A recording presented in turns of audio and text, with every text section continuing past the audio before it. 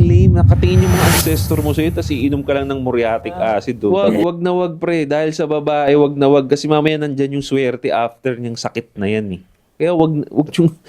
Tangina, ang lame. Ang lame. Nakatingin yung mga ancestor mo sa'yo, tapos iinom ka lang ng muriatic acid. Tapusin yung sarili mo. Ano yung kasabihan natin? Pag may umaalis na pusi, Mag-maalis na po si... Ay, hindi. ano? Tama yun. Pag may maalis na Pag po may si... nagsasarang pusi, May bagong opportunity. Okay. Yeah. Quotes for the day. Pag may nagsasarang pusi, may bagong opportunity. O, yun yun. Hindi niyo ba napansin lahat ng mga magagandang nangyari sa buhay natin dahil yun sa nagsaradong pusi? Totoo. Meron, di ba? May Totoo. reward. May reward talaga. Pag Totoo yan. Pag nalagpasan mo yung pain ng pagsara ng pusi niya, tangina may reward sa buhay mo ibibigay si God eh. Dahil sige, di ka nawalan ng faith sa akin, bibigyan kita ng 1M. Pang! Exactly. Totoo. Magandang trabaho. Pang! Di ba? Tapos mag-iisip ulit si God.